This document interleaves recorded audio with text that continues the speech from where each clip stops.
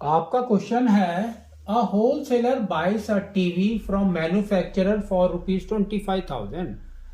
He marked the price of TV 20% above his cost price and sell it to a retailer at 10% discount. On the marked price, if the rate of VAT is 8%, find marked price. Retailer's cost price including of tax. Next is VAT paid by the wholesaler. तो देखो आपका chain कैसा है वो लिखेंगे. तो सबसे पहले आपका है wholesaler buys from a manufacturer. तो होलसेलर से शुरू करते हैं. तो होलसेलर कहां से शुरू हुआ? मैन्युफैक्चरर से. तो उसका कॉस्ट प्राइस इज रुपीस इतना है ना. तो सीपी दैट मीन्स ये उसका बिल अमाउंट हो गया 2500. तो यहां पर लिखते हैं bill amount 2500. Next he mark the price of TV 20% above his cost price. तो 20% ऑफ दिस 20% ऑफ 25,000. ठीक है.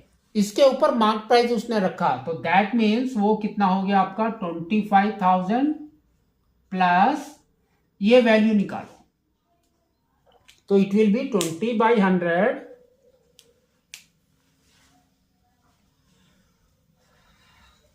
इंटू 25,000. तो ये हो गया 1/5 टाइम्स 5 इज 5,000. तो प्लस 5,000. तो दैट मीन्स ये हो गया आपका ₹30,000. तो ये है आपका मार्केट प्राइस. ठीक है. तो होलसेलर ने ये किया है. फिर उसने बोला है कि होलसेलर ने मार्केट प्राइस ये रखा, ले फिर उसको किसको बेचा? रिटेलर को. तो रिटेलर, लेकिन रिटेलर को बेचा उसने 10% डिस्काउंट पे. तो 10% ऑफ 30,000. तो वो भी हम निकालेंगे. तो कितना हो जाएगा? 10% मतलब 3,000 रुपीज. तो इसका रिटेलर का कॉस्ट प्राइस कितना हो जाएगा?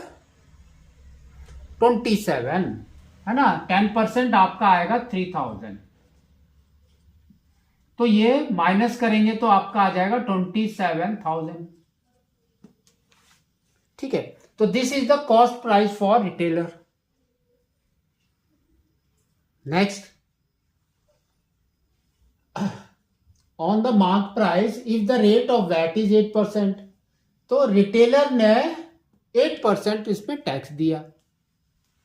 तो दैट मीन्स 8/100 इंटू 27,000 गॉन.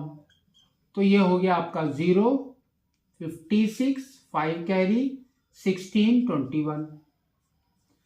तो रिटेलर ने इतना टैक्स दे दिया. तो अब इसका रिटेलर का बिल अमाउंट कितना हो गया? Bill amount. तो that means this and this add करो उसको. तो ये हो जाएगा आपका 29,160. ठीक है. तो हमने यहां तक निकाल लिया. अब क्वेश्चन देखते हैं क्या क्या है. Marked price. तो मार्क्ड प्राइस इज ₹30,000. ठीक है. Second retailer cost price including of tax. तो रिटेलर ने कितना दिया? 29,160. अब आपका आता है VAT paid by the wholesaler. तो इसके अंदर तो वैट कहीं पर भी नहीं है क्योंकि होलसेलर ने कितना टैक्स दिया था वी आर नॉट नोइंग. लेकिन हमको एक चीज पता है. क्या पता है? देखो ये है कॉस्ट प्राइस. तो होलसेलर वैट का वैट कैसे निकालेंगे? कॉस्ट प्राइस उसका इतना है, लेकिन उसने जो कॉस्ट प्राइस दिया 20% ऑफ दैट इज 30,000, लेकिन रिटेलर ने उसको डिस्काउंट भी दिया था, दैट मीन्स 27,000, है ना।